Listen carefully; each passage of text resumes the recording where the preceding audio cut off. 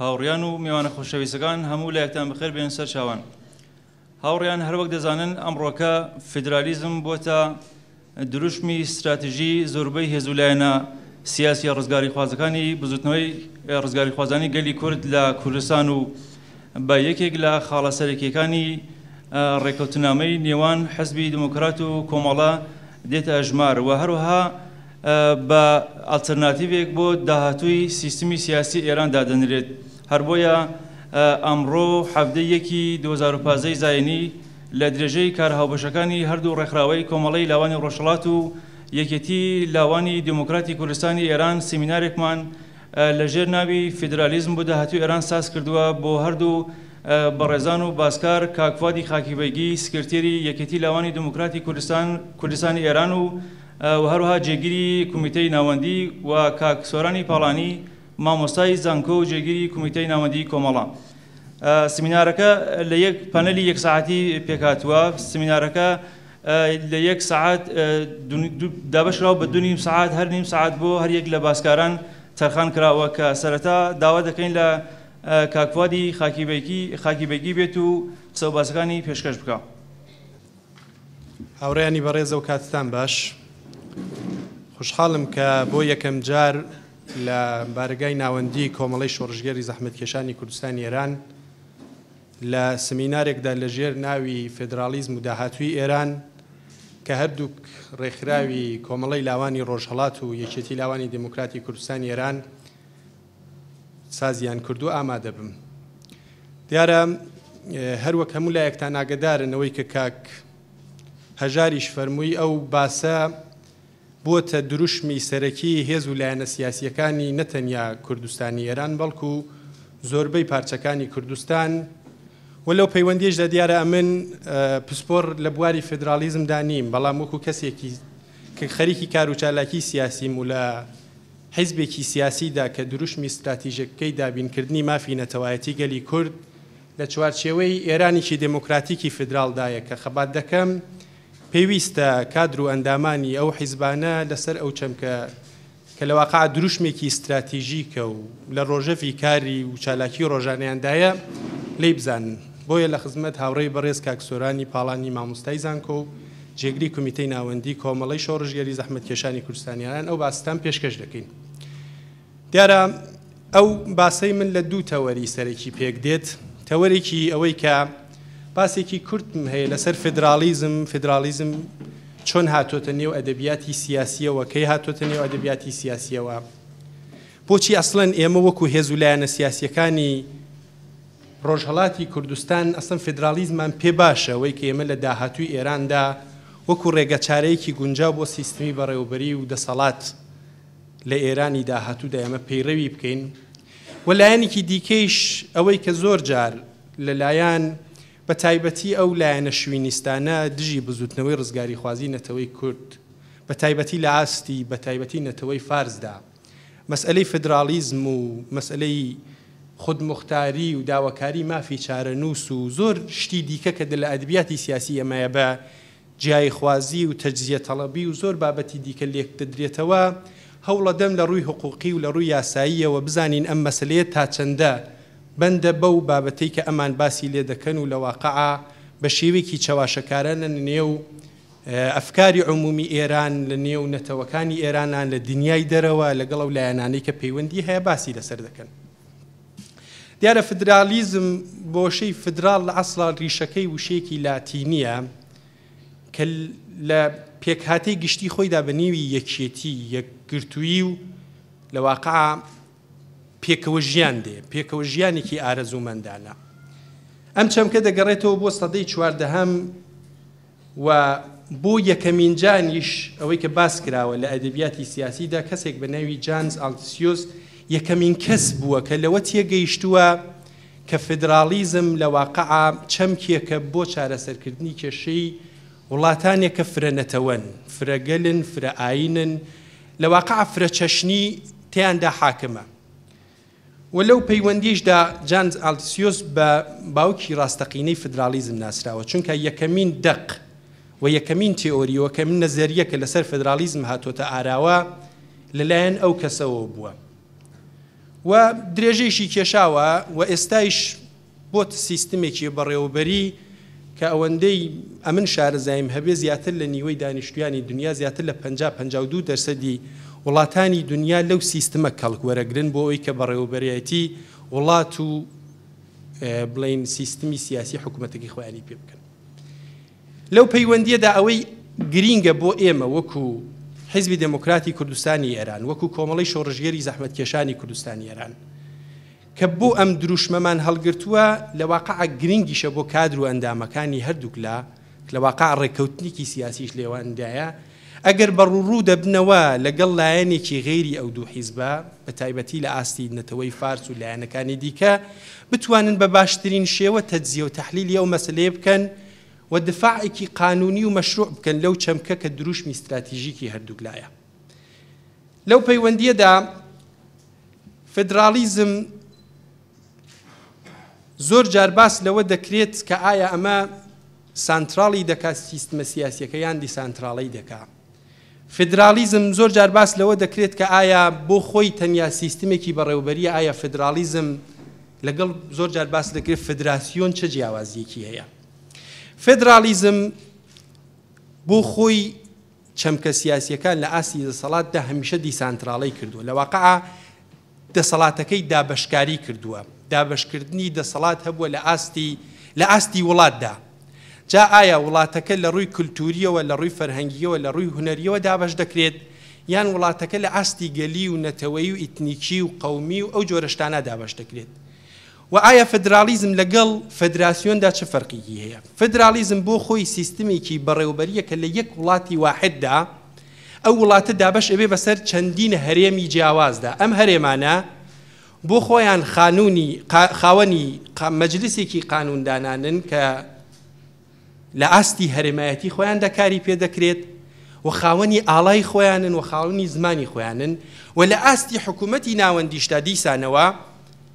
هەم وڵاتەکە خاوەنی ئاڵایەکی سەرتاسەری و یەکگرتووە هەم سرودێکی نیشتمانی هەیە و هەم خاوەنی بڵین مەجلیسی یاسادانان و زۆر بابەتی دیکەی هەیە. دیارە لە دژێژ باسەکەدا دەچینە سەر ئەوەی کە ئەم چەمکانە چۆن جیا دەکرێنەوە ئەوەی کە زۆر جار باس لەوە دەکرێت فێدرالیزم چۆن دەسەڵاتەکان دابەش ئەکا فێدرالیزم چۆن وڵات بەرەو سەقامگیری دەبا ئایا فێدرالیزم چه تەئسیرێکی هەیە بەسەر ئەوەی کە ئایا ئاسایشی نەتەوەیی لە وڵاتە زیاتر پارێزراوتر بێ. فێدرالیزم تا چەندە دەتوانێت خزمەتکە بە دانیشتوانی هەموو ئەو وڵاتە کە پێک دێن لە گەلی جیاواز لە زمانی جیاواز لە خودە و فەرهەنگی جیاوازتر. پێشەوەی کە بچینە سەر ئەو بابەتە ئێمە تا ئێستا لە ئەدەبیاتی سیاسی کە لە دنیادا باس کراوە ئێمە سێ نوع فێدرالیزممان هەیە و دەبێ بچینە سەر ئەوەی کە ئێمە وەکو حیزبی دموکرات و کۆمەڵە چ نوع فێدرالیزمێکمان هەڵگرتووە. یەکەمین فێدرالیزم پێی دەڵێن فێدرالیزمی فەرمانگەیی یان فێدرالیزمی ئیداری کە بارزترین نمونەی وە بەرچاوترین نمونەی لە وڵاتی یەکگرتوەکانی ئەمریکا لە ئاڵمان و لە ئوسترالیا ئەم سیستمە پێڕۆکراوە کە لە ئاستی ناوچەییدا دابەش دەبێت بەسەر چەندین ئیاڵەتەوە ڕەنگە زۆر باس لەسەر مەسئلەی نەتەوایەتی و ئیتنیکی و مەسئلەی ناسیۆنالیزم و نەیشیزم وانە نەبێت و مەسئلەی ناوچەیی جۆگرافیایی کاروباری دابەشکاری ئیدارەی فەرمانگەیی لە وڵاتە تەئسیردانن کە ئەم وڵاتە بە نێوی ئەمریکا ئوسترالیا و ئاڵمان سیستمی فێدراڵی تێدا پێک بێت کە هەر یەک لەو هەرێمانە هەر یەک لەو ئیالەتانە دواتر دەچینە سەری کە چۆن مەجلیسی خۆیانیان هەیە چۆن لە بەڕێوەبەری وڵاتدا بەشدارن تا چەندە سەلاحیەتیان هەیە و تا چەندە دەتوانن خزمەت بە ئامانجەگشتیەکانی وڵاتکەن وڵاتێک بە نێوی ئەمریکا یان وڵاتێک بە نێوی ئوسترالیا یان هەر ناوێکی دیکە ئیکس ئیگریک. فێدرالیزمێکی درمان هەیە بە نێوی فێدرالیزمی کامیۆنەتاریەن کە ئەم فێدرالیزمە بارزترین نمونەی لە لۆبنانە تا ئێستا بەرچاوگیراوە و بەڕێوە چووە کە شتەکە سابتە بۆتە قانون و بۆتە فەرهەنگ و بۆتە کولتور لە نێو دانیشتوانی ئەو وڵاتەدا. ئێستا تا 100 ساڵی دیکە 30 ساڵ لەوە پێش لە لۆبنانە سەرۆک کۆمار بۆ مەسیحی مارۆ نییە بۆتە فەرهەنگ بۆتە کولتور لە نێو وڵاتەکەدا دابەش ئەبێ وڵاتی لۆبنان بەسەر سێ بڵین لایەنی سەرەکیان مەسیحیەکانن موسڵمانی سوننەکانن شیعەکانن بەپێی ئەکسەریەتی حەشیمەتەکە بەپێی ئەکسەریەتی دانیشتووەکان سەرۆک کۆماری تر بۆ مەسیحیەکانە، سەرۆک وەزیر هەمیشە لە مسلمانانی سونە بووە و سەرۆکی پارلەمان لە مسلمانانی شیعە بووە و بارزترین نمونەیمان ئێمە تا ئێستا لەلایەکی دیکەوە ئێمە فدرالیزمێکمان هەیە بە نێوی فدرالیزمی نەتەوەی جۆگرافیایی کە ئەم فدرالیزمە تێکەڵەیەکە لەو دوو فدرالیزمەی کە پێشتر باسمان کرد کە ئێمە وەک حیزبی دموکرات و کۆمەڵی شۆڕژێر و بە تایبەتی ئەحزابی نیشتمان پەروەری هەرموو پارچەکانی کوردستان و بزوتنەوەی ڕزگاری خوازی بە تایبەتی لەو ناوچەی خۆمانە زۆرتر لەسەر ئەم مەسەلە تاکید دەکەنەوە. تێکەڵەیەکە لە فدرالیزمی فەرمانگەی ئیداری و ئەو فدرالیزمەی کە لۆبنانە باسمان کرد و ئەمانە توانیویانە لەو دوو مۆدێلە مۆدێلێکی نوێ بە نێوی مۆدێلی نەتەوەیی و مۆدێلی جوگرافیایی دروست بکەن. بۆ مۆدێلی نەتەوەی بۆ مۆدێلی جوگرافیایی کە نمونە دێنینەوە. ئێستا ئێران وڵاتێکە 6 نەتەوەی تێدایە. ئەم 6 نەتەوە پێک دێت لە نەتەوەی فارس، لە نەتەوەی ئازەری، لە نەتەوەی کورد، تورکەمەنەکان، بەلوچەکان و عەرەبەکان. بە تایبەتی لە ئاستی ئێرانە هەر یەک لەم نەتەوانە بۆ خۆیان نەتەوەیەکی درێژکراون بەرەو ڕووی دەرەوەی وڵاتەکە. ئازەریەکان لە دەرەوەی وڵاتی خۆیانە وڵاتێکیان هەیە بە نێوی ئازەربایجان،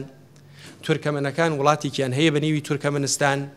کوردەکان لە 3 بەشی دیکا کە ڕۆژئاوا و باکوور و باشوورە کە لە عێراق و سووریا و تورکیادا درێژ بوونەتەوە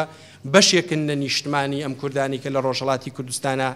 پێکاتون. بەلوچەکان بۆ خۆیان درێژکراونەتەوە بەرەو لای پاکستان و ئەوانە. عەرەبەکان لە ئەهوازە درێژکراوی وڵاتانی عەرەبین کە 20 وڵاتە. سیر لەوایە کۆماری ئیسلامی ئێران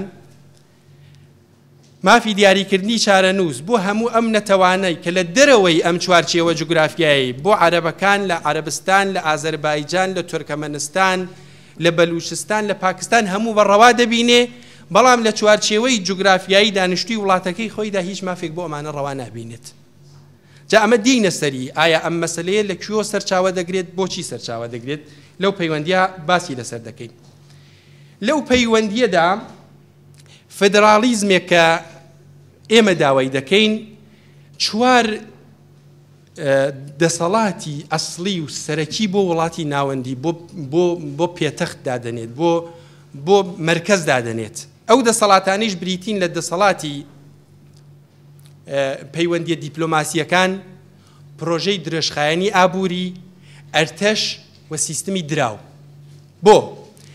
تۆ ناکرێت دیپلۆماسی هەرێمەکە بۆ خۆی پەیوەندی هەبێ ڕۆژانە لەگەڵ وڵاتانی جیاوازدا، لەگەڵ هەرێمی جیاوازدا، لەگەڵ خەڵکی جیاوازدا جیا لە وڵاتەکە ناوەندیش بۆ خۆی پەیوەندی هەبێت. تۆ ناکرێت سیستمی دراو لە ڕۆژهەڵاتی کوردستاندا مەسەلەن واحدەکەی دولار بێ بەڵام لە مەرکەزا واحدەکەی ڕیال بێت. تۆ ناکرێت پرۆژەیەکی درێژخایەنی ئابووری کە لە سیستمی فدرالدا قازانجەکەی بۆ هەموو وڵاتە ئێستاکە نەوتە گەل لە ڕۆژهەڵاتی کوردستانە لە کرماشان و ئیلاما هەیە یان لە ناوچەکانی دیکەی ئێرانە بە حکمی ئەو سیستمە دواکەوتووی کە ئێستا لە ئێرانە هەیە ناوچەکانی بە تایبەتی کوردستان خۆیان وەکو ناوچەیەکی دواکەوتوو لە چوارچێوەیەکی وڵاتێکی دواکەوتوودا خەریکی کار و چالاکین. ئەگەر قەرار بێ ئەم سیستمە پیادە بکرێت لە بودجەبەندیەکە بۆ ئەو ناوچەیە بە نێوی هەرێمی کوردستان کە دادەنرێت بێ ئەو پرۆژە درێژخایانە ئەم بودجە دەبێت لە ئەسنی ناوەندا بێ. و مەسلەیەکی دیکەش مەسلەی ئەرتەشە کە ئەرتەش لە واقعە پاراستنی چوارچێوەی سنوورەکانی جوغرافیای ئەو وڵاتە بە نێوی ئێرانە لە ئەستۆیەتی دەبێت لە واقعە فەرماندەیی گشتیەکەی و فەرماندەیی گشتی هێزە چەکدارەکان لە ئەستۆی دەسەڵاتی ناوەندیدا بێ. جگە لە ئەرتەش و دراو و دیپلۆماسی و پرۆژەی درێژخایەنی ئابووری لە سیستمی فدرالی نەتەوەی جوغرافیاییە باقی دەسەڵاتەکان دەکەونە دەسەڵاتی هەرێمەکان. لێرەدا یەک مەسئلە بۆ ئێمە دەمێنێتەوە کە ئەویش ئەوەیە کە مەسئلەی زمانە، مەسئلەی زمانی دایکی و زمانی زگماگیە کە بۆ هەر یەک لەم هەرێمانە کە لەو فدرالیزمە نەتەوەی جوگرافیایی دەکە ئێمە داوای دەکەین لە هەر یەک لەو هەرێمانە دەبێ بە زمانی دایکی خۆیان بخوێندرێت، بەڵام دەبێ ئەم وڵاتە لە واقع زمانێکی ڕسمیشی هەبێت. بۆ ئەو زمانە ڕسمیە کە زمانی پەیوەندیدەرە لە بینی هەرێمی کوردستان لەگەڵ تارانە، لە بینی هەرێمی خوزستان لەگەڵ تارانە، لە بینی لۆڕستان لەگەڵ تارانە، لە بینی بەلوجستان لەگەڵ تارانە کە ئەگەر قرار بێت تاران پێتەختی سیاسی وڵاتێکی فدراڵی دموکراتیک بێ بە نێوی ئێران دەبێت زمانێکی پەیوەندیداریش هەبێت. لە بینی ئەو هەرێمە لە گوێنی پێتەختیش لەگەڵ دنیای دەرەوە کە لە واقع ئەو کەسانی کە شارەزای حقوقی سیاسی و مەسائلی ڕەوابەتی بینەملەلن دوو زمانیان پێشنیار کردووە بۆ ئەو زمانە پەیوەندیدار یەکێکی زمانی فارسیە دوو زمانی ئینگلیزیە بۆ زمانی فارسی لەبەرەوەی کە ئێستا ئەکسەریەتی دانیشتوانی وڵاتی ئێران بۆ خۆیان بە فارسی قسە دەکەن دویش بە حکمی ئەو زوڵم و زۆرەی کە لە دوو دەسەڵاتی پادشایی و کۆماری ئیسلامیە بەسەر هەموو نەتەوەکان هاتووە لانی کەم ئێستا ئەکسەریەتێکی زۆر لە خەڵکی ئێران لە هەموو نەتەوەکان دەتوانن بە زمانی فارسی قسە بکەن بەڵام بەو ماناش نییە دەبێ حتمەن زمانی فارسی زمانی ڕسمی وڵات بێ پێشنیاری زمانی ئینگلیزیش دەکرێت کە ئینگلیزی وەکو زمانێکی بینەلملەلی کە توانیوێتی لە زۆربەی وڵاتانی دنیادا زمانی ڕایج بێ بۆ ئەوەی کە بە تایبەتی لەو سیستمە دواکەوتووی کە تەنانەت وڵاتی ئێران ڕێگای نەدا بەوەی کە نەتەنیا زمانی ئینگلیزیەکە بەڵکو زمانە دایکیەکەی خۆیشی ئەم کەسە لە سەرەتای چوونەوە قوتابخانەوە فێر بێت بتوانێت لە واقع ئەم کەسە بە بەهرەگرتن لە سیستمێکی فدراڵی نەتەوەی جوگرافیاییدا زمانێک فێر ببێت کە زمانێکی بینەلملەلیە لەو پەیوەندیەدا لە ئاسی دنیایشدا ئێمە ئەوەی کە باسمان کرد زیاتر لە 55% وڵاتانی دنیا لە سیستمی فدراڵا پێکاتون بەڵام بارزترینیان کۆنترینیان و لە واقع توانیوێتی ببێتە نمونەیەک بۆ هەموو وڵاتانی دنیا وڵاتی سویسە وڵاتی سویس بۆ خۆی لە ڕووی نەتەوەییەوە دابەش کراوە لە ڕووی زمانیشەوە نەتەوەکان ئەکسەریەتیان ئاڵمانین دوایی فەڕەنسەویەکانن دوایی ئیتالیەکانن دوایی ڕۆمانیەکانن ئاڵمانیەکان زیاتر لە 60% وڵاتی سویس پێک دێنن فەڕەنسەویەکان نزیک بە 20-22% وڵاتی سویس پێک دێنن ڕۆمانیەکان و ئیتالیەکانیش هەر کامیان 6 تا 7% وڵاتی سویس پێک دێنن لەو 26-27 کانتۆنەی کە لە وڵاتی سویسدا هەیە و کە بە پێ و ئامارانە دەڵێ 7 کانتۆنی ئاڵمانیە 4 کانتۆنی فەڕەنسەویە 1 کانتۆنی ئیتالیە 3 کانتۆنیشی تێکەڵەیەکە لە ئیتالیایی و فەڕەنسەی و ئاڵمانی و دواتر کانتۆنێکیش ڕۆمانی هەیە هەموو دانیشتوانی سویس دەتوانن بەو 4 زمانە قسە بکەن باشە ئەمە گەر سیستمە فدراڵەکە قازانجی نییە گەشەی نەسەندووە لە وڵاتێکی وەکو سویسدا دانیشتوانی بتوانن بە 4 زمانی سەرەکی ئوروپایی قسە بکەن باشە ئەمە بۆ مشکلەیە مەسەلەیەکی دیکەش کە زۆر جار دێتە بەرباز مەسئلەی ئەوەیە کە ڕێکار و هۆکار و قازانجەکانی سیستمی فدراڵ چییە ڕێکارەکە ئەوەیە کە یەک هەموو نەتەوەکانی دانیشتووی ئەو وڵاتە لە مافی دیاریکردنی چارەنووسی خۆیان بەهرەمەندن مافی دیاریکردنی چارەنووسیش هەمووتان وەکو ئینسانهەیەکی سیاسی لە من زیاتر شارەزاترن دەزانن دابەش دەبێ بەسەر خۆدموختاری فدرالیزم و سربەخۆیی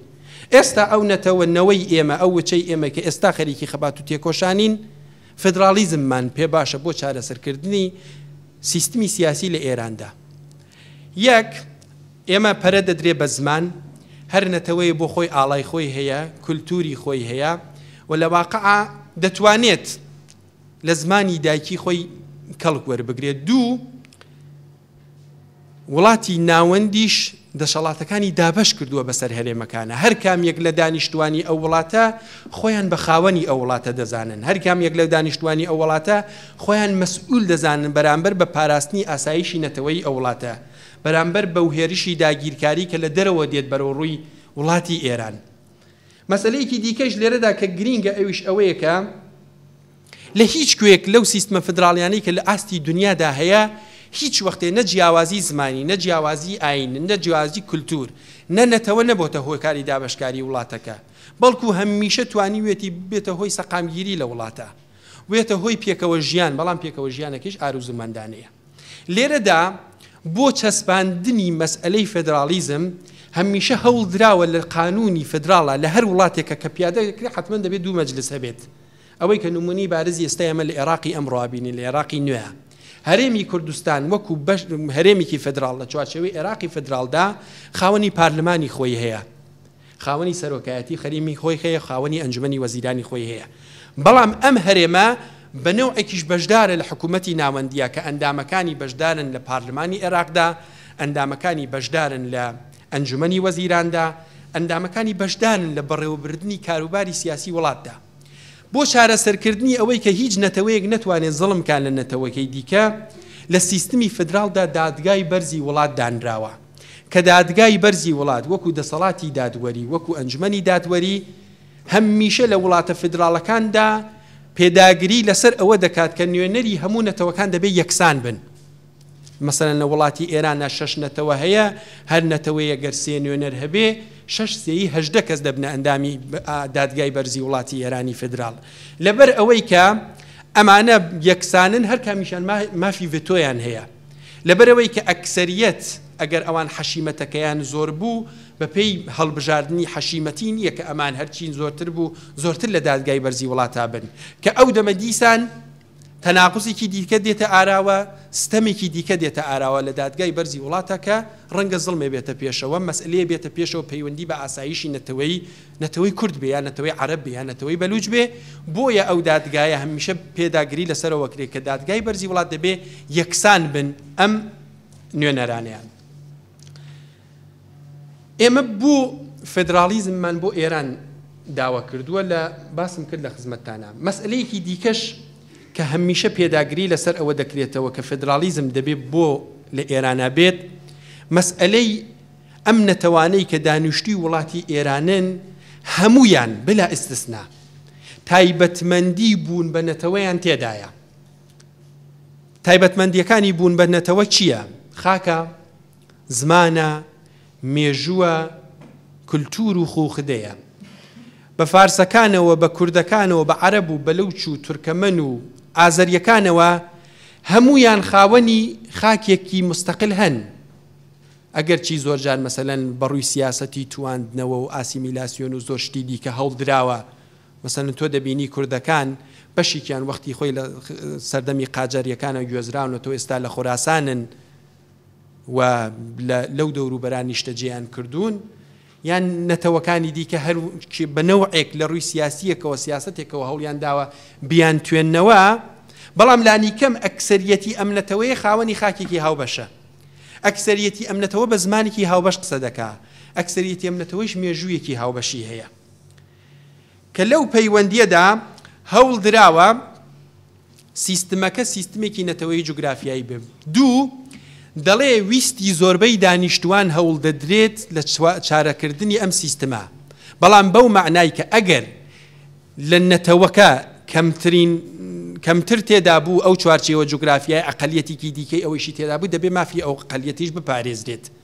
هەر وەک چۆن لە کوردستانە ئەگەر تورکی تێدا بوو ئەگەر فارسی تێدا بوو دەبێ پەرە بە زمان و کولتور و فەرهەنگی ئەویش بدرێ، بەو معنایش چاوەڕێی ئەوە دەکرێت لە خۆراسانیشە مافی کوردەکانی نیشتەجێ خۆراسان دەبێ لە پێش چاو بگرێن. مەسەلەیەکی دیکەش ئەوەیە کە هیچ یەک لە دانیشتوانی وڵاتە بە حکمی ئەو زوڵم و زۆرە لە چوارچێوی ئەو دوو سیستمەی کە کراوە کاکە خۆیان بە مەسئول نازانن، خۆیان بە بەرپرس نازانن، خۆیان بە خاوەن نازانن. کاکە هەموو شتێک بە فارسی کراوە، ئاڵا هێمای فارسی تێدایە، سرودە هێمای فارسی تێدایە، نیشتمانە هێمای فارسی تێدایە، زمانە هێمای فارسی تێدایە. تەنانەت دیموکراتترین کەسەکانیشیان ئەگەر ئێوە چاوەڕێتان کرد بێت تۆ ببینن لە هەموو ئەو تەلەڤیزیۆنە فارسیانەی کە دەبینن ڕۆژانە لەسەر شاشەکانی سەتەلایتدا، مەسەلەن نەورۆز دێت، مەسەلەن ڕێوڕەسمێکی تەنانەت ئێرانیش دێت. هەموو ئەو نەتەوەی کورد کە ئێستا بە هین حیزبە سیاسیەکانەوە کە تاراوگەن لە دەرەوە مەسەلەن چاو لە شەبەکەیەکی فارسی دەکەن بە نێوی شەبەکەی جێم. ئەو شەبەکە فارسیە کە دەگاتە مەسئلەیەکی فارسی و مەسئلەیەکی ئێرانی، پیرۆزبایی و تەبریک وتنی ساڵانە و ڕۆژانەی خۆی دەبڵێت تەبریک دەڵێن بە فارسی زمانان. ئیتر پێی وابێ لەو وڵاتە هیچ کەسی دیکەی تێدا نیە تەنیا نەتەوەی فارس نەبێ، کەواتە ئەمە دەبێت دەسەڵات دابەش بکرێت لەو پەیوەندێدا. مەسئلەیەکی دیکەش کە پێداگری لەسەر دەگرێتەوە، بەبێ دیموکراسی هیچ سیستمێک ناتوانێت سیستمێکی سەقامگیر بێت. ئەگەر ئێوە چاوتان لێ کرد بۆ وێنەیەمە وەکو حیزبی دموکراتی کوردستانی ئێرانیش دروشمێک زیاتر لە 50-57 ساڵ دموکراسی بۆ ئێران خۆدموختاری بۆ کوردستان. ئێستایش دەڵێن دموکراسیەکە پێش خۆدموختاریەکە بۆ ئێمە. ئێستایش دەڵێن دابینکردنی مافە نەتەوایەتیەکانی نەتەوەی کورد لە چوارچێوەی ئێرانێکی دموکراتیکی فدراڵ. دموکراسیەکەمان پێ فدرالیزمەکە مهمە. تەنانەت دکتۆر قاسملوو باس لەوە دەکات کە هیچ کات نابێ خەبات بۆ دموکراسی بچێتە ژێر مەسئلەی خەبات بۆ مەسئلەی تەنانەت نەتەوایەتی و چینایەتی. ئەگەر دموکراسی حاکم نەبێ لە وڵاتە، سیستمەکە هەر ناوێکی لەسەر بێت، سیستمەکە سیستمێکی سەقامگیر و گەشە سەندوو نییە. کۆتایی باسەکەم بۆ ئەو مەسئلەیە تایبەت دەکەم کە ئایا فێدرالیزم و مافی دیاریکردنی چارەنووس لە ڕووی مەسئلەی حقوقیەوە وەلی ڕووی یاساییەوە تا چەندە دەتوانێت زەمینە سازی ئەوە بێ کە ئایا جیاییەک لەو وڵاتە ڕوو بدە، ئایا فێدرالیزم دەبێتە هۆی سەقامگیری یا دەبێتە هۆی تەجزیە. ئەگەر فێدرالیزم بەپێی ئەو قانونە نێونەتەوەیانی کە ئێستا هەیە و بەپێی ئەو حەشیمەتی زیاتر لە 52% کە لە ئاستی وڵاتانی دنیادا سیستمی فدرالیان تێدا ئیدارە دەکرێت، لە ئێرانە لە هەر یەک لە وڵاتانی ڕۆژڵاتی نێوەڕاستە پیادە بکرێت، نەتەنیا نابێتە هۆی جیایی خوازی، بەڵکو دەبێتە هۆی یەکگرتوویەکی ئارەزوومەندانە کە بە نەزەری من قازانجی هەیە بۆ ئێران و بوو هەموو نەتەوەکانی ئێران. بەڵام لە حوزەی علومی سیاسی و جامعەشناسیە زۆر جار ئەم پرسیارە بەڕووڕووی حقوقدانان و سیاسەتمەداران و شرۆڤەکارانی سیاسی بۆتەوە کە ئایا فدرالیزم جیایی خوازیە یان یەکگرتوویە، ئایا دەبێتە هۆی برایەتی یا دەبێتە هۆی دژایەتی. لەو پەیوەندیەدا ئەم مەسەلە هاتە ئاراوە لە ساڵی 1990 میلادیە کاتێکە کەبک ویستی لە کەنەدا جیابێتەوە یان کاسامانس ویستی لە وڵاتی سێنەگال جیابێتەوە. لەم پەیوەندیەدا لە نێو حقوقدانانی بە تایبەتی مەسائل و شارەزایانی ڕەوابەتی بینەلملەلە پرسیارێک هاتە ئاراوە تا چەندە کەبێکیەکان دەتوانن لە کەنەدا جیابنەوە، یا پرسیارێک دێتە ئاراوە کوردەکان تا چەندە دەتوانن لە وڵاتی ئێران جیابنەوە، تا چەندە حەقیان هەیە، حەقیان تا چەندە مەشروعیەت ئەدەن. لەو پەیوەندیەدا بەپێی ئەو بەڵگەنامانەی کە لە بەردەستان دەڵێ کۆڕی گشتی ڕێکخراوی نەتەوە یەکگرتووەکان لە ڕێکەوتی 8 ئۆکتۆبری ساڵی 2010 بڕیارێکیدا بە نێوی بڕیاری ژمارە 63.63 و تەقازای کرد ڕەئیەکی مەشوەرەتی لە هەموو وڵاتانی ئەندامی خۆی وەربگرێ و لەو پەیوەندیەدا دیوانی بینەلمەلەی دادگوستەری ڕاستپارد کە لە هەموو وڵاتەکانی دنیا کە ئەندامن لە نەتەوە یەکگرتووەکاندا و نەهادهای بینەلمەلەلی چه هیومن ڕایتس واچ بێ چه ڕێکخراوەکانی پارێزەری مافی مرۆڤ، هەموو ئەو ڕێکخراوە بینەلمەلالیانەی کە لە ئاستی دنیادا خەریکی کار و تێکۆشان و پەیوەندیان هەیە بە ژیان و چالاکی ڕۆژانەی نەتەوەکانەوە کە ئەمە پرسیار بکرێت لەم وڵاتانە. لەو پەیوەندیەدا نەتەوە یەکگرتووەکان بڕیاریدا تا هەفتەی ئاڤریلی 2009 کە ئەو کاتە بوو بە 28 خاکەلێوەی 1388 کە ڕەئی خۆیان نەزەری خۆیان کەتبەن نەک شەفاهیان کەتبەن بدەنەوە بە ڕێکخراوی نەتەوە یەکگرتووەکان. لەو پەیوەندیەدا 35 وڵات ڕەئی خۆیدا لەسەر ئەوەی کە چ نەتەوەیەک لە چه کاتێکدا و لە چه شوێنێکدا و لە چه مەوردێکدا دەتوانێت جیاب بێتەوە ئەگەر وڵاتەکە فێدراڵ بێ، ئەگەر نەتەوەکە خودمختاریشی هەبێت. وڵاتەکانیش بریتی بوون لە چێک، فەڕەنسا، ئەمریکا، ئاڵمان، سویس، فینلەند، ئۆتریش، مەجارستان، مسر، لە هەموو قاڕەکانی دنیا لەو 5-6 قاڕەی کە هەمانە هەمووی تێدا بوو یەک لەوان وڵاتی کۆماری ئیسلامی ئێران بوو. وڵاتانی ئاسیایی خاوەرمیانی هەمویان کە کێشەی نەتەوەییان هەیە لە وڵاتەکانی خۆیاندا کەتبەن،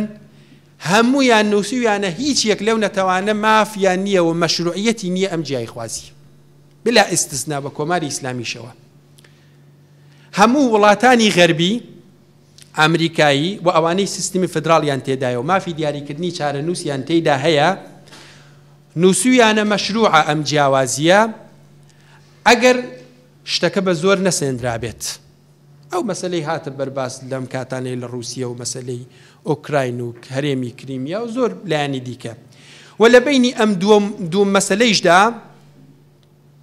هەم وڵاتانی ئەمریکای و بە تایبەتی غەربیەکانیش دیسانەوە ڕەئیەکی تریاندا، کوتیان لە کاتێکە لە کاتی وایشان مەشروع نییە، بەڵام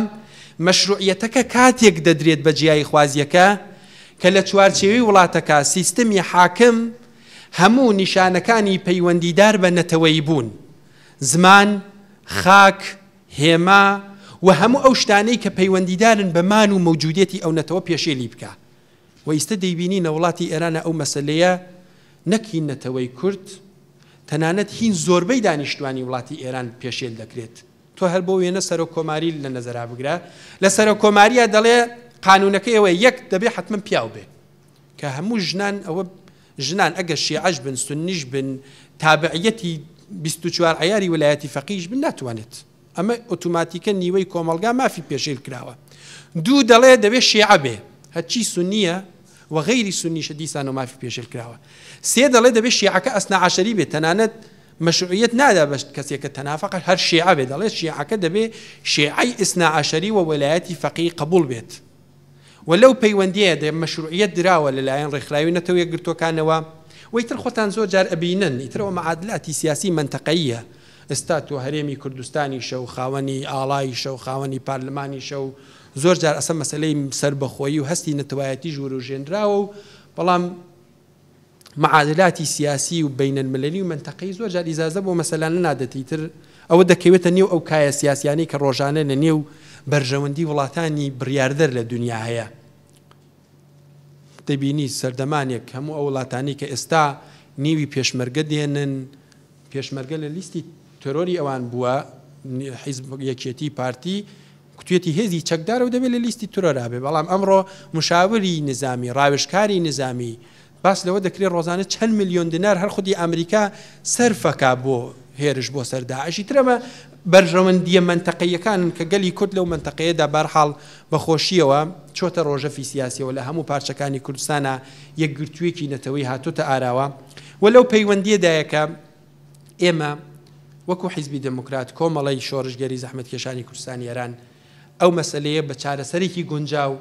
و قەتئی دەبینن بۆ سیستمی سیاسی داهاتووی لە ئێرانە چونکە بەڕاستی بەبێت چارەسەرکردنی کێشەی نەتەوایەتی لە چوارچێوەی ئێرانێکی دموکراتیکی فدراڵدا سەقامگیری سیاسی لە داهاتووی ئێراندا بەباوەڕی من نایەتەکایەوە دیسانەوە زۆر سوپاس کە کاتم گرتن هیوادارم ئەو بەسەی کە پێشکەشتان کرا بەحسێکی بەسوود بێت و بە پێی بەرنامەی هاوڕێیانی بەڕێوەبەری جەلسەیش ئەگەر تەشخیص درا پرسیاری شتێ بێ بە پێی توانایەکە هەمە لە خزمەتتانم ئەگەریش نەمانتوانی هاوڕێیانی دیکە لە ئێمە شارەزاتر لێرەدا حزوریان هەیە و دەتوانن لەو پەیوەندیەدا هاوکارمان بن و دیسان خوشحاڵم کە جارێکی دیکە لە جەمعی ئێوە هاوڕێیانی پێشمەرگە و کادر و ئەندامانی کۆمەڵی شۆڕژگەری زەحمەتکێشانی کوردستانی ئێراندا بووین زۆر سپاس.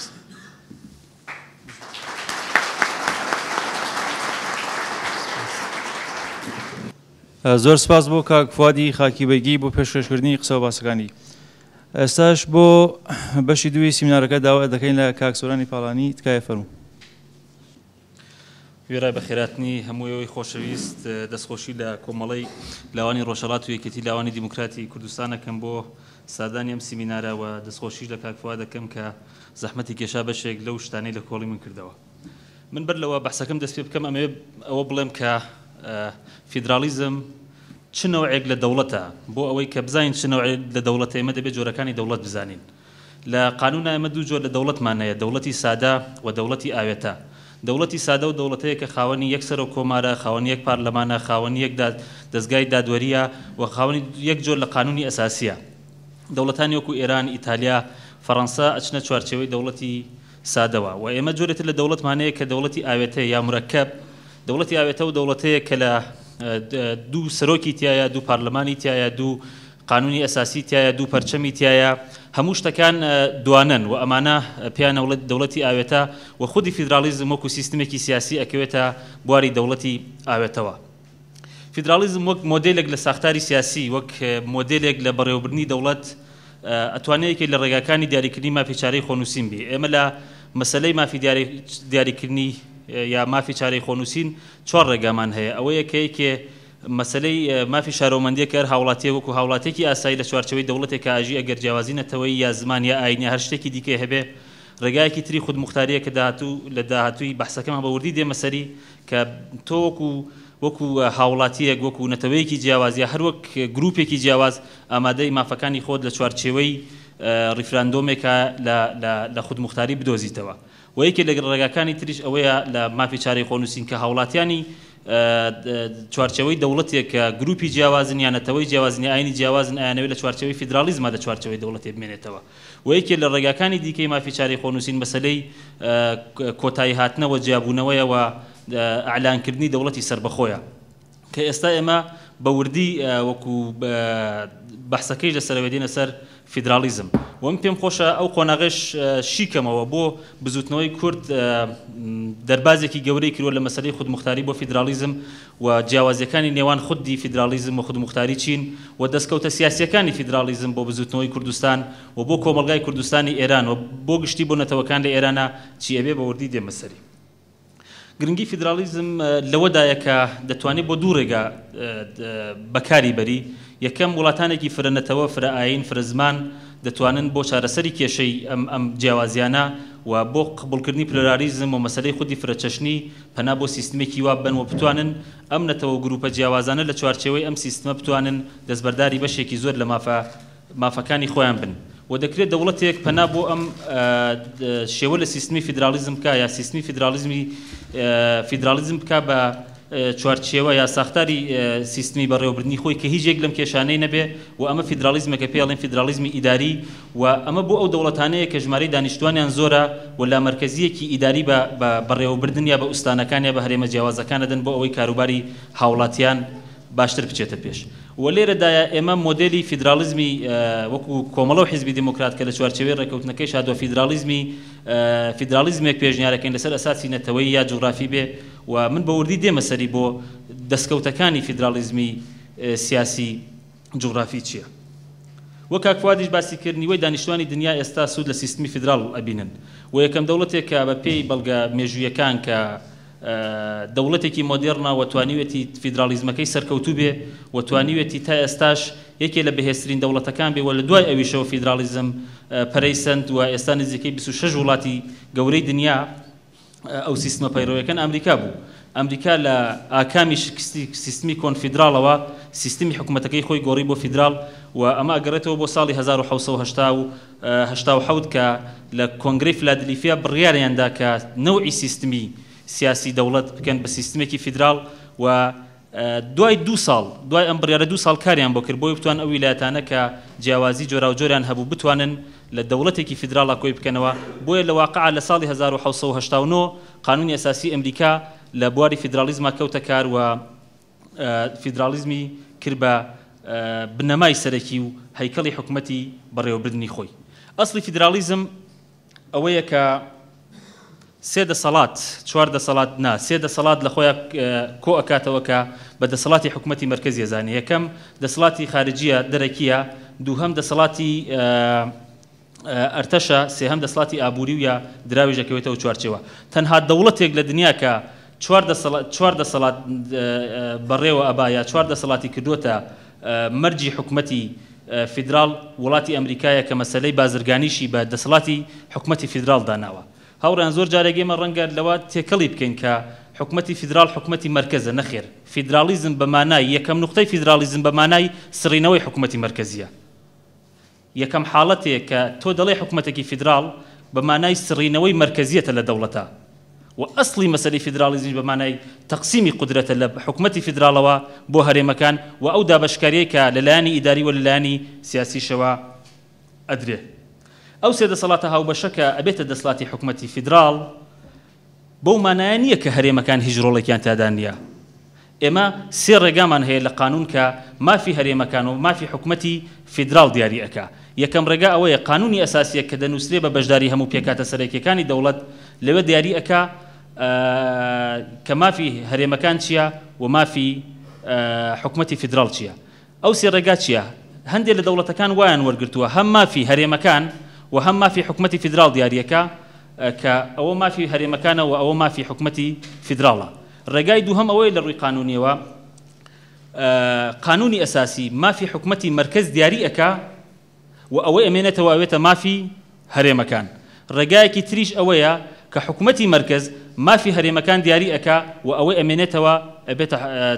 ئەبێتە دەسەڵاتی حکومەتی ببوورن فیدرال نەک مرکز. بۆی ئەم 3 ڕێگامان هەیە و ئەو دەوڵەتانەی کە مافی حکومەتی مرکز دیاری ئەکەن و ئەو دەسەڵاتانەی تر ئەیڵنەوە بۆ حکومەتی هەرێمەکان ئەو دەوڵەتانن کە هەرێمەکان ڕۆڵێکی گەورەتریان لێ هەیە. ئێستا هەرێمی کوردستان بەپێی قانونی ئەساسی عێراق مافی حکومەتی مرکزی دیاری کردووە و ئەو مافانەی تر ماوەتەوە بۆ هەرێمەکان بۆیە هەمیشەش بینین هەرێمی کوردستان ڕۆڵێکی گرنگتری هەیە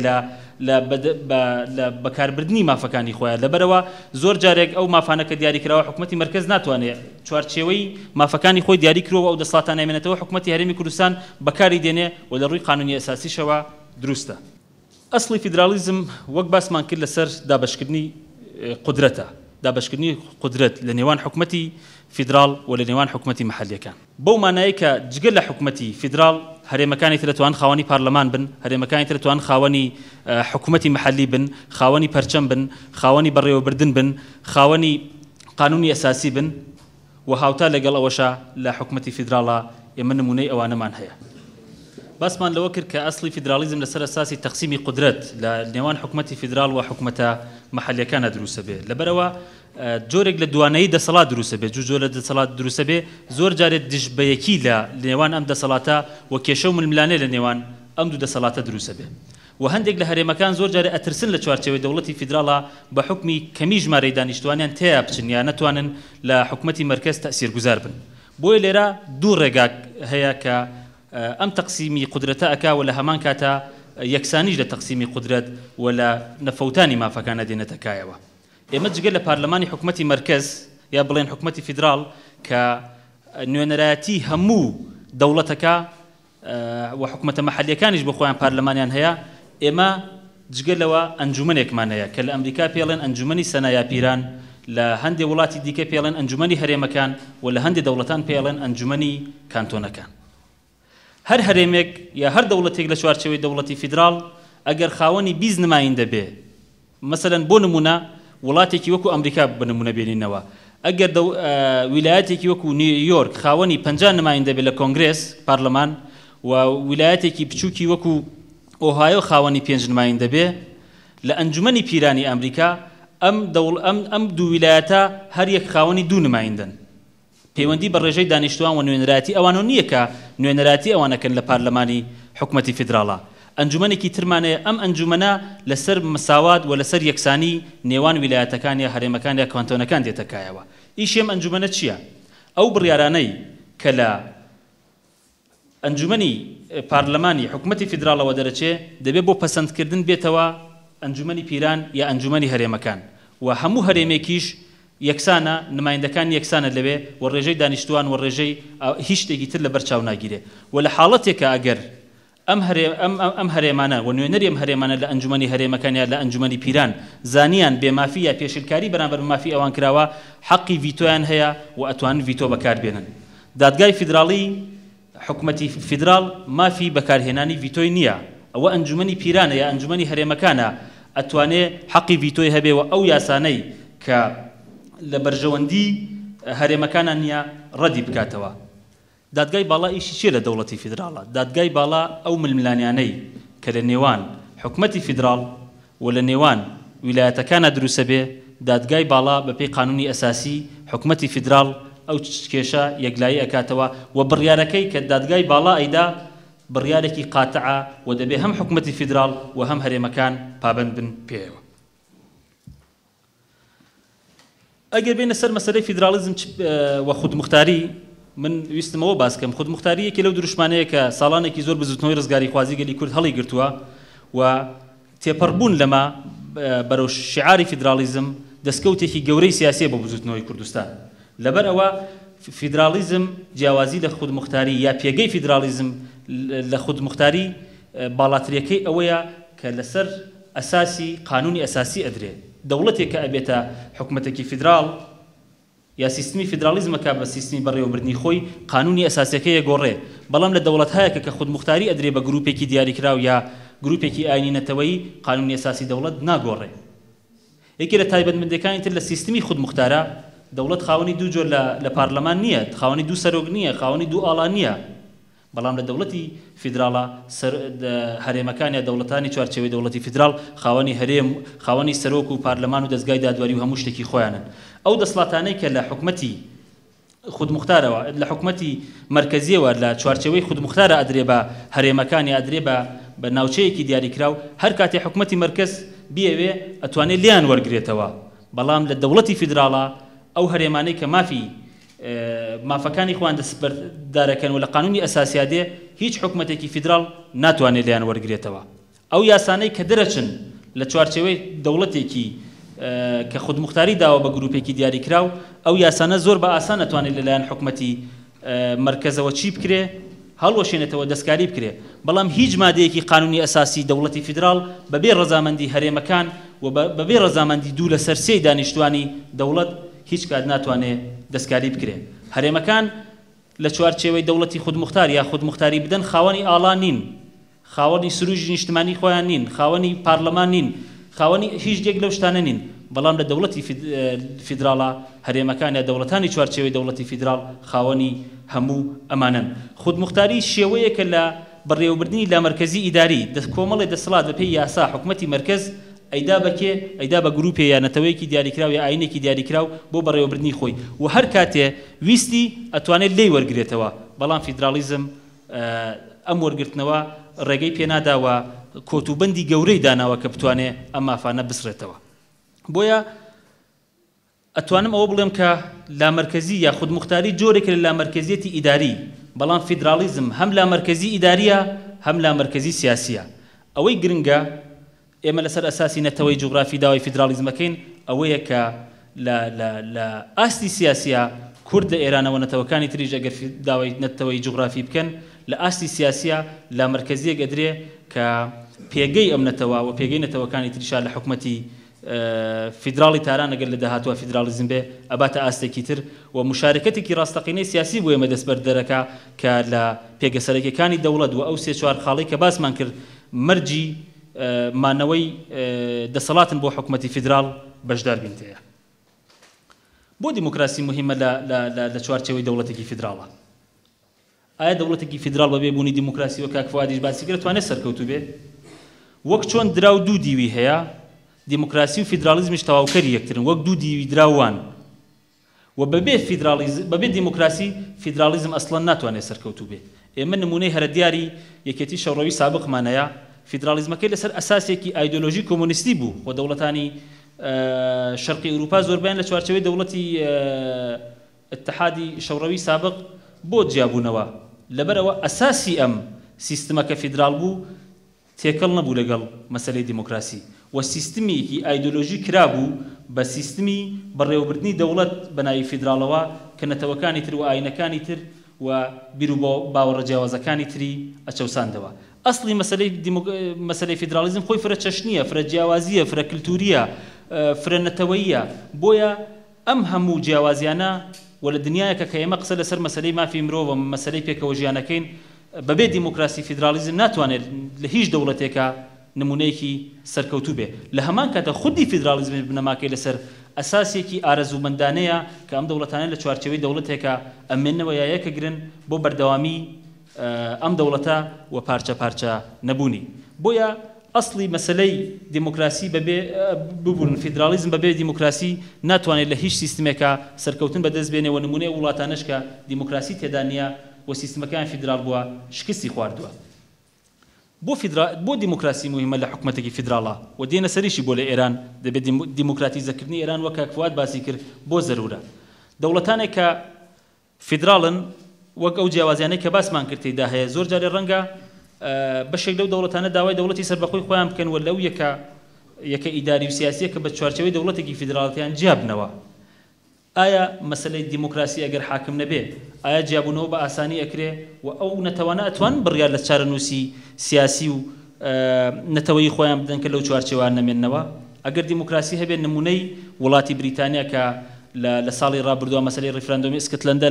لە بریتانیا نمونەیەکی سەرکەوتوو بوو لە چوارچێوەی دەوڵەتێکی فیدراڵە کە بە شێوەیەکی ئاشتیانە ڕیفراندۆمیان کرد و حتا ڕیفراندۆمەکەیشان سەرکەوتوو نەبووە ئەو هێزانەی کە داوای سەربەخۆیانەکرد نەیانتوانی دەنگی تەواو بهێننەوە ئێمە نمونەیەکی کوسلۆڤاکیامانەیە کە ئەم دوو دەوڵەتمون یەکیان کرد و دەوڵەتێکی فیدراڵیان دروست کرد و لە ئاکامی مەسەلەی دیموکراسی ئەم دوو دەوڵەتە بە شێوەیەکی ئاشتیانە جیابوونەوە و لە هەمان کاتە لەم هەموو تەرازوی قودرەتە و لەم هەموو جۆرا و جۆرانەی قودرەت کە لە دەوڵەتێکا دروستە بێ کە ئەم جیاوازیانەی تایە مەسەلەی دیموکراسی ئەتوانێ پاڵپشتێکی گرنگ بێ لمسألة ديمقراطية ولا نمونة ديمقراطية لموديل ديمقراطي توافقية كمين كان أتوان بوستي بالا لدولة وربجرين وكمين نتواي آين كان أتوان بجدار بن لبروسي سياسي ولا بريار الراستقين كان دولة بجداريان بيبكره أجل لسر مسألة أجل مسألة ديمقراطي توافقية نبايا كرد كمينة إلى العراق كردنية تواني بيجي سر وكماري هبه كردنية تواني دسالاتي وزارتي خارجي بدسوا بجري وكردنية تواني لدسالات كاني تريشة رولي سركي هبه أول مسألة بوني ديمقراطية جابها مو عيب كاني والعراق كرتواني ويتي لحكومة فيدرالات الدوري راستقين بجري وبايا وجنجة سركي كاني دولة بشكي بخوي دستبركا بويا موديلي فيدراليزم كيما لسردا هاتو إيران باسيكين ببي ديمقراطي ناتوانه وغياب ديمقراطي بمعنى سرنكوتني فيدراليزم وبمعنى شكسي فيدراليزم لدا هاتو إيرانيشه آيا إيران ولاتك كمرجكاني دولتك فيدرالي تابعة إيران ولاتك وك ألين آيا آسانة بوي بتوانين دولتك فيدرالي تابع هم بهنين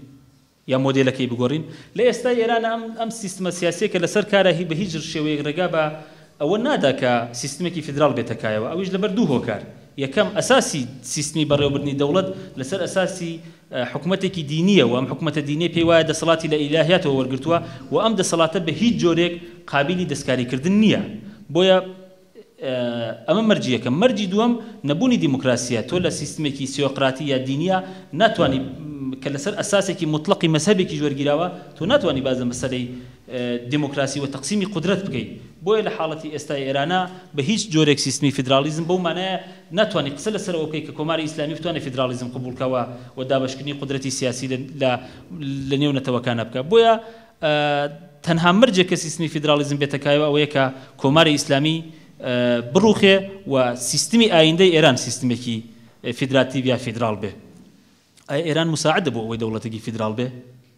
ببرواي من إيران لو ولاتانية كموديلكي باشترين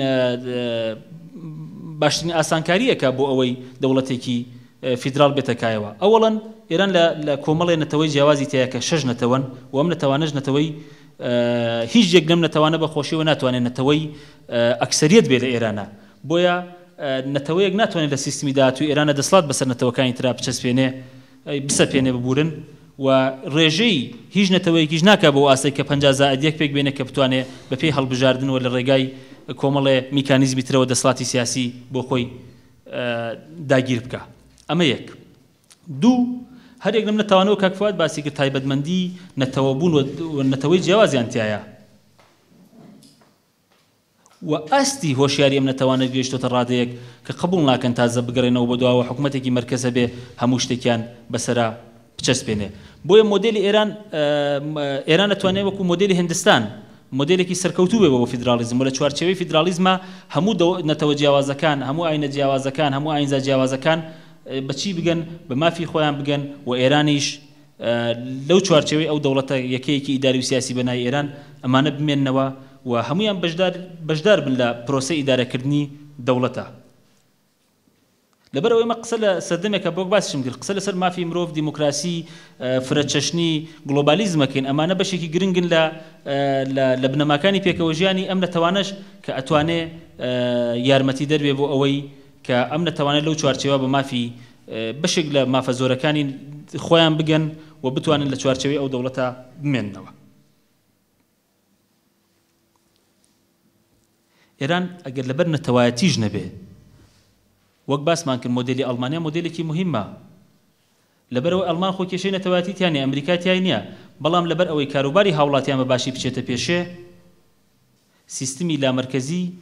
یا فیدرالیزمیان داوە فیدرالیزم لەسەر ئەساسی ئیداری ئێران لەبەر دوو هۆکار پێویستی بەوەی سیستمەکەی فیدرال بێ یەک لەسەر مەسەلەی نەتەوایەتی و ئاینی جیاواز و ئاینزای جیاواز و مەسەبی جیاواز دووهەم لەبەرەوە ڕێژەی دانیشتوانی ئێران وەکو دەوڵەتێک ڕێژەکەی زۆرە و بۆ ئیدارەکردنی ئەم دەوڵەتە دەبێت پێویستە لامەرکەزی ئیداری دەسەڵات بدرێت بە پارێزگاکانەوە بە هەرێمەکان بۆ ئەوەی بتوانن لەو چوارچێوە دەسەڵاتی خۆیان بەکاربێنن و کاروباری هاوڵاتیان بە شێوەیەکی تر بەڕێوە بن چونکە نەوعی حکومەتی مرکزی حتا لە دەوڵەتی سادا کە باز لە حکومەتی مرکزیەکە زۆربەی وڵاتانی دنیا ئێستا لامەرکەزی ئیداری بەڕێوە بن چونکە کۆنتڕۆڵکردنی ژمارەی دانیشتوان و بەرەو پێشوونی کاروباری هاوڵاتیان بە شێوەیەکی باشتر ئیلا لە حاڵەتێکە ئەتوانێ باش بێ کە لە مرکزی ئیداری بە پارێزگاکان یا ئوستانەکان یا هەرێمەکان بدا بۆ ئەوەی ئەم دەوڵەتە مرکزیەتێک کۆ نەبێتەوە کە دەوڵەت بەرە و دیکتاتۆریەت و بەرە و یەک دەسڵات باکە نەتوانێت کۆنتترۆڵی هەموو بوارەکانیشی بکە. ئەحزابی سیاسی کورد لەسەرەوەی هەمویان کۆمەڵە و حیزبی دیموکرات کە لە ڕێکەوتنە هاوبەشەکەیشمان هاتووە کە داوای سیستمی فیدرالیزمەکەین بۆ ئێران. ئەمە ئەوە ئەگەیەنێ کە ئەحزابی کورد لە ئێرانە داواکاریەکانیان فرمولبەندەتر کردووە کە پێگەی کورد و داواکاریەکانی لە داهاتوو ئێرانە بە باشتر بەڕێوە بچێەوە. ئەم داخوازیانە ئەگەر بتوانێت هەر لە ئێستاوە کاری بۆ بکرێنی ئۆپۆزیسیۆنی ئێرانی وە لە قانونی ئەساسی داهاتوو ئێرانە بچەسپێ تەحولێکی گەورە بە دەستێنانی مافەکانی ئێمە ئەدا و ئەتوانێت مسۆگەرکردنی بەشێکی زۆر لە مافەکانی ئێمە بێ کە لە خەباتمان بۆ کردووە. ئەو مۆدلە کە ئێمە داوایەکەین لەسەر ئەساسی نەتەوەی جوغرافی با بڵێن دەستەبەری مافێکی یاساییمان بۆکە کە حکومەتی فیدرال یا حکومەتی مرکزی ئێستا جارێکی تر نتوانێت لە ئێرانە ئێمە سەرکوت بکە و حملە بە کوردستان بکاتەوە و ئەو مافانەی کە ئەو هەموو مێژووە دوور و درێژەی کە ئێمە لە پێناوی بەدەستێنانی مافەکانمانە هەمانە بیسڕێتەوە. بۆیە مۆدلە کە لەسەر ئەساسی نەتەوەی جوغرافیا ئەتوانێت مۆدلێکی سەرکەوتوو بێ و ئەتوانێت دەستەبەری بەشێکی زۆر لە مافەکانی ئێمە بێ و حەسانەیەکی قانونی و بینالمللی و منتەقەیش بۆ ئێمە دروستکە کە هیچ کەسێ نەتوانێت جارێکی تر تەماح بکاتەوە کوردستان. و لە هەمان کاتە ئایا ئەگەر ئێران فیدرال نەبێت چی پێدەوێت؟ کاک فواد باسی کرد ئەم نەتەوانە هەر یەک پەیوەندیان لەگەڵ نەتەوایەکی جۆراوجۆر هەیە کە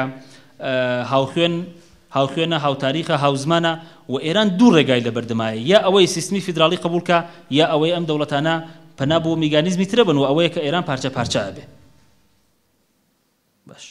و ئێران پارچە پارچە ئەبێ. و ئایا داواکاری ئێمە لەسەر ئەساسی نەتەوەی جوغرافی چۆنە؟ ئێمە من پێم وایە بزوتنەوەی کورد و داواکاری هەیە بە دوو مەرجیشمان هەیە لە چوارچەوەی ئێرانە بمێنینەوە. حتا ئەگەر هاتوو مۆدلی فیدرالیزمیش لە ئێرانە مۆدلی ئەلتەرناتیڤی سیستمی داهاتوو ئێران ئەلتەرناتیڤەکەی سیستمی فیدرالی بوو، ئێمە دوو مەرجمان هەیە بۆ بەشداری بۆمانەوە لە ئێرانە. یەکەم مەرجمان ئەوەیە کە شەریکی ڕاستەقینەی دەسڵاتی سیاسی بین لە تاران. دووهەم ئەوەیە ئەو هەموو مەحرومیەتەی کە بەسەر کوردستانە هاتووە لە بواری ئابووریەوە گەشەپێدانێکی گەورە بە ناوچە کوردنشینەکان بدرێ و قەرەبووی ئەوە هەموو کاولکاریانە بکاتەوە کە لە 35 ساڵی ڕابردوو و بەر لە 35 ساڵی ڕابردوو حکومەتە دوای یەک لە دوایەکەکان بەسەر کوردیانە هێراوە. ئەگەر ئێمە هەر ئەوەی بەشدار بین لە پرۆسەی سیاسی لە داهاتووی ئێرانەوە لە تاران و شەریکی ڕاستەقینە نەبین، ئێمە ناتوانین لە چوارچەوەی دەوڵەتی ئێرانە حتا ئەگەر ناوەکەیشی فیدرالیزم بێ بمێنینەوە. ئەگەر هاتوو دیموکراسیان قبول نەکرد ئێمە ناتوانین بمێنینەوە، چونکە لە ڕێگای دیموکراسیە، لە ڕێگای شەراکەتی ڕاستەقینەی لە دەسەڵاتی سیاسی و لە ڕێگای گەشەپێدانی ئابووریە ئەو کاتە ئێمە ئەتوانین بە مافەکانمان بگەین و بەشێکی کەمیش حتا بەشێکی کەمیشە بۆ هەموو قوربانیانە کە ئێمە لە بەدرێژایی مێژوو بۆ دەستەبەرکردنی مافەکانی خۆمان داومانە. ئێران ئەم دوو ڕێگایە لە بەردەمە، یا ئەوەیە کە پارچە پارچە بێ یا ئەوەیە کە سیستمی فیدرالیزم بەو مەرجانەی کە کورد هەیەتی و دەبێ هەمان بێ قبول بکە. من حتا موافقیەوە مەگەر هاتوو دەوڵەتی کوردیش ئەگەر هەبێ و لە داهاتووە ئێمە لە ئێران جیابینەوە یا کوردستان لە عێراق جیابێتەوە یا هەر پارچەیەکی کوردستان لە پارچەکانی دریاشە، بەڕاستی فیدرالیزم ئەو نە مۆدلێکی سەرکەوتووە ئێمە ئەتوانین لە شێوە ئیدارەکەی بۆ دەوڵەتی کوردیش بەڕێوەی ببین. زۆر جارێ کۆمەڵێک لە کەسایەتی سیاسیەکان کۆمەڵێک لە خەڵک تووشی ئەوە ئەبن کە فیدرالیزم شکستی خواردووە لە وەکو دروشمێکی جەماوەری لە کوردستانی ئێرانە. من ئەوە بڵێم کە فیدرالیزم ساختاری بەڕێوەبردنی دەوڵەتە. ئەگەر حتا تۆ سەربەخۆ بووی لە داهاتووشە دەتوانی مۆدلی دەوڵەتەکەت مۆدلێکی فیدرال بێ و ئەو نەتەوە بچووکانە یا ئەو کەمایەتیان لە چوارچێوەی توان بە کۆمەڵی لە مافەکانی خۆیان بگەن. من بەحسەکەم بەوە کۆتایی دێنم کە من گەشتبینم بۆی کە ئێمە لە سایی سیستمێکی فیدراڵە ئەتوانین بە ئەو شتانەی کە باسم کرد دەتوانین پێگەی کورد لە داهاتووی ئێرانە بەهێزکەین، دەتوانین بە بەشدارێکی ڕاستەقینە و شەریکێکی ڕاستەقینە بین لە داهاتووی ئێرانە، پێگەی تاران بەکاربێنین بۆ ئەوەی کە بتوانین ڕەوابەتی گەورەی جیهانی و منتەقەیی دروست بکەین، ئەتوانین بژانەوەیەکی گەورە لە ناوچە کوردیەکانە و لە ناوچەکانی ترا لە ڕێ ئابووریەوە گەشەیەکی زیاتری پێ بدەین و ئەتوانین بە حکمی مێژوومان، بە حکمی ڕابردوومان، بە حکمی قوربانیەکانمان من بڕای من ئەتوانین یاریکەرێکی سەرەکی بین لە داهاتوو ئێرانە و بۆ ئەمەش من لەسەر ئەو باوەڕم کە هەمومان حیزبە سیاسیەکان کەسایەتیەکان ڕۆشنبیران چالاکانی کۆمەلگای مەدەنی تاکەکانی کەسایەتیە سیاسیەکان تاکی سربەخۆ هەمومان پێویستیمان بە استراتیژیەکی نەتەوەی هەیە کە کاری لەسەر بکەین بۆ ئەوەی کە دروشمی فیدرالیزم بەو داواکاریانەی کە هەمانە فرمولە بکەین و کەسانی پسپۆر لەم بوارە و کەسانی حقوقی و کەسانی کۆمەڵناز و کەسانی متخصصی بواری زانستی سیاسی بەکاربێنین لەبەر ئەوە لە داهاتووە لە قانونی نووسینەوەی قانونی ئەساسی دەوڵەتی داهاتوو و لە ئایندەی ئێرانە لەم بوارانەوە کڵاومان نەچێتە سەر لەبەرەوە بەشێک لە ئەزموونی کورد لە کوردستانی عێراق دەریخستووە بە تایبەت خستنە ڕیفراندۆمی هەندێک لە ناوچەکان دوای 11 ساڵیش نەیانتوانیوە جێبەجێ بێ و ئەوانە ئەبنە کۆمەڵی دکومنتی قانونی لە سرد و دەبنە ماڵ و دەستکاریکردنیان بەڕاستی ئاسان نابێت بۆیە ئێمە وەکو بزوتنەوەی کورد وەکو ئەو شتانەی کە باسم کرد پێویستە لەسەر استراتیژیەکی کورد بۆ ڕۆژهەڵاتی کوردستان ڕێبکەوین و من هیوادارم لەو استراتیژیەدا زمانێکی زۆر نەخایەنێت کە ئێمە فورمولبەندی داخوازیەکانی خۆمان لەو چوارچێوە کە فیدرالیزم ساختارەکەیەتی بەڕێکوپێکی بدەینە دەرێ و پشتیوانی کۆمەلگای ئێران و نەتەوەکانی تر کە ئێستا بەشێکی زۆریان دۆستی کوردن بۆ لای ئەو استراتیژیە ڕابکێشین و من جارێکی تر سوپاسدان دەکەم.